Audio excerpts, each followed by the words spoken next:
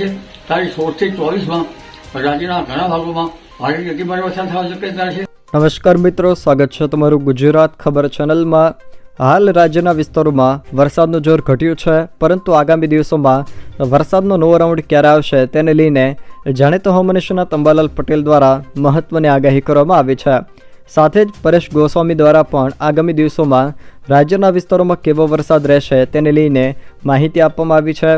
સાથે જ વરાપ કેવી રહેશે તેને લઈને પણ મહત્વના સમાચાર સામે આવ્યા છે। તો આ તમામ માહિતીઓ વિશે વિડીયોમાં આગળ વાત કરીશું, તો છેલ્લે સુધી જોતા રહેજો। તે પહેલાં તમે મારી ચેનલમાં નવા છો તો ચેનલને સબસ્ક્રાઈબ કરી લેજો, જેથી મારા આવનારા તમામ વિડીયોની માહિતી તમારા સુધી પહોંચી શકે।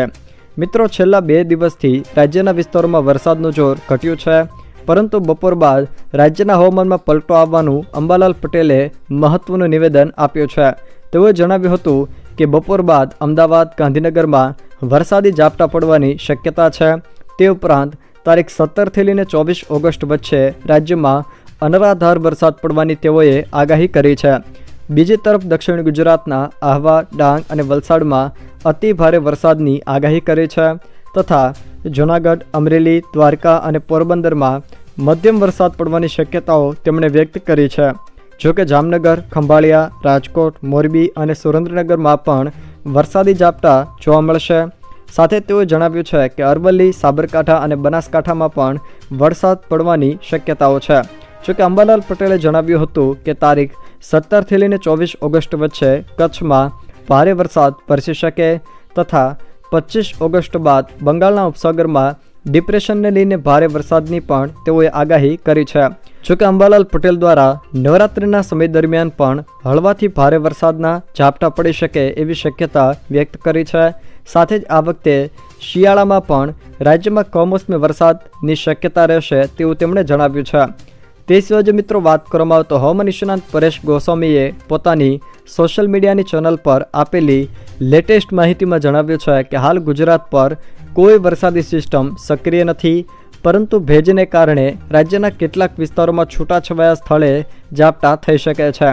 જોકે છેલ્લા કેટલાક દિવસોથી સૌરાષ્ટ્ર સહિત અનેક વિસ્તારોમાં ઝાપટા પડી રહ્યા છે, પરંતુ હવે આ ઝાપટાની તીવ્રતાની સંખ્યા અને વિસ્તારોમાં પણ ઘટાડો નોંધાશે।